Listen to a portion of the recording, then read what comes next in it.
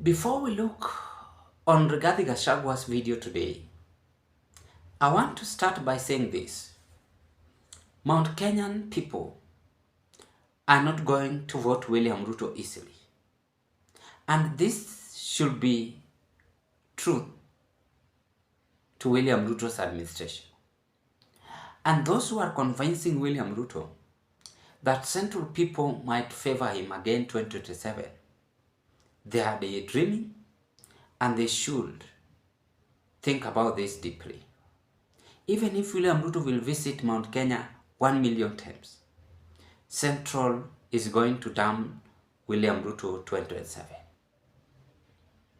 On a video clip, Rigathi Gachagua is exposing William Ruto, and Rigathi Gachagua is differing with William Ruto, saying that this government is the government abducting Kenyans. If furthermore he extended this feeling by even raising alert to millions of Kenyans. Let's watch Rigathi Gachagua. In this administration. And if this unit is not dismantled, we'll be giving the name of the building and the full names of that officer and his cousin in this administration. And these people are not answerable to the Inspector General of Police. Your guess is as good as mine as to who is the commander of that unit. Let me emphasize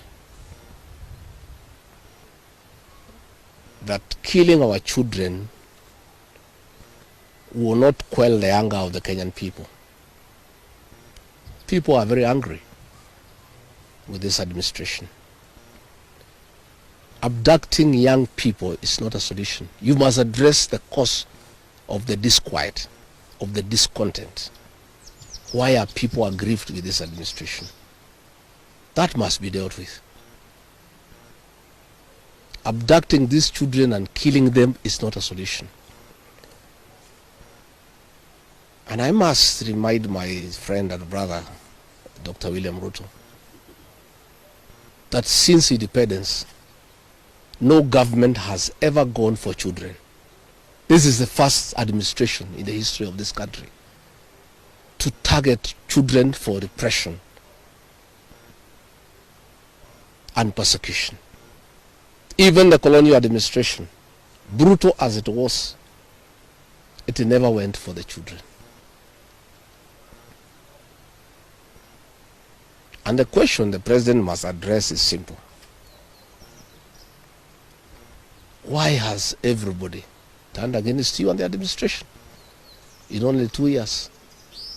That is what you need to interrogate, instead of persecuting these children.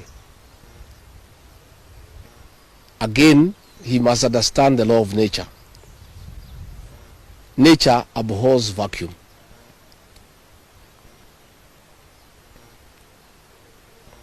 When you swallow the opposition and there is nobody to hold you to account, when you capture Parliament and other institutions of oversight, since nature abhors vacuum, other formations will emerge to oversight you and hold you to account. And that is how the church has come up to hold the government to account. And that is how these young Kenyans have come out to hold the government to account. In the unfortunate event that these children were to be muzzled and silenced through death and abductions and other extrajudicial methods of silencing dissent, some new formations will also come up to hold the government in check, because nature abhors vacuum. So the amount of repression that is going on in the country is unparalleled, it is unprecedented, and it needs to come to an end. I have just learned we have a prayer meeting in Shamata Ward in Nyandarua tomorrow, where I have a farm. The residents of that ward normally meets once in a year for prayers to close the year. We have prayers tomorrow. And the police commander there in that county is intimidating leaders to cancel those prayers, that they will not be allowed to take place, that they need a permit. I want to tell the county commander in Nyandarua that you don't need a permit to hold prayers. Again, is this repression by this administration. Even if you stop the people of Nyandarua from holding prayers, that will not change their political views of what they think about this administration. I want to say the prayers will go on. I'll be in attendance with the residents of Shamata. And if the police want to come and stop the prayers, they can go ahead. But that will just enrage the people even more. And those tactics of using police to stop prayers were tried by the previous administration. And the president knows how it worked out. You just agitate people more. You make people more rebellious. There is no need for police to interfere with people's rights of expression, of association, and the freedom of worship. So I want again to ask the Inspector General of Police to tell his county commander in Nyandarua not to interfere with the rights of the people of that area to hold prayers and to congregate to pray together, because those rights are guaranteed in the Constitution. And this is not the way to deal with dissent and discontent. Let the government take time to find out why people are unhappy. Why are people so discontented with this administration? But try to stop people from meeting, from congregating will not solve any problem. It will just magnify an already bad situation. And I can tell them it will not work. It's an exercise in futility. So good people, I just wanted to make those remarks about abductions, and I can answer one or two questions if there is.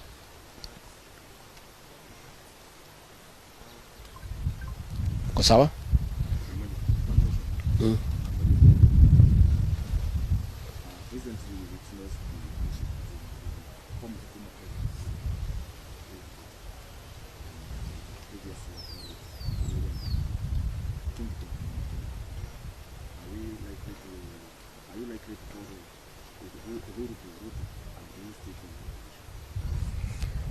I don't know whether Uhuru is going to Ruto. I don't have such information.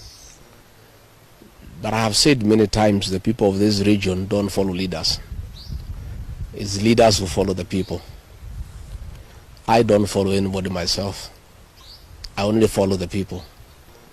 I have said I have very extensive consultations with the people of this region so that we decide what is our political destiny. That consultation is ongoing. It's going on. It's very extensive. It's very thorough. And it's what I'm doing here. When you walked in, I was having some consultation, and I continue to do so. I'll never follow anybody. I'll always follow the people.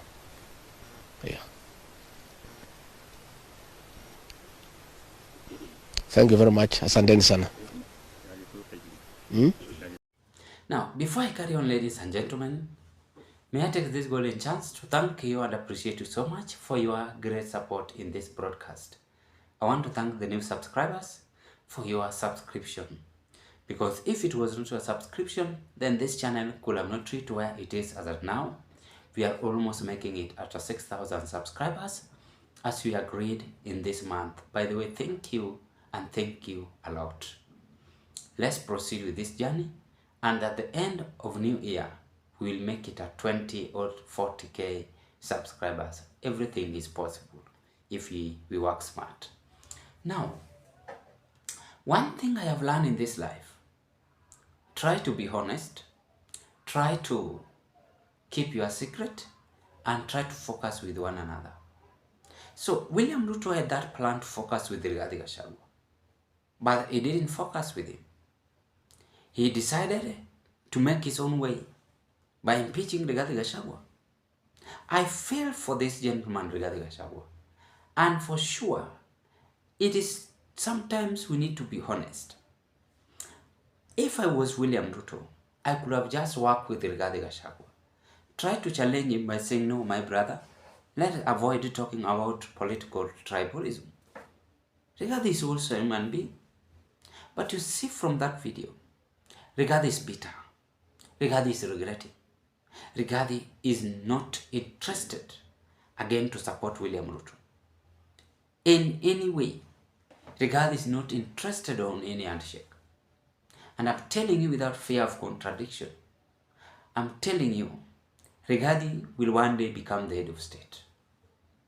If Ruto is not going to be keen watching Rigathi Gachagua's movement, then this man might outshine him after his retirement. Because what I know is William Ruto going to make it again, but it's going to be a little bit tricky because Kenyans are also watching how Ruto is doing his own political career.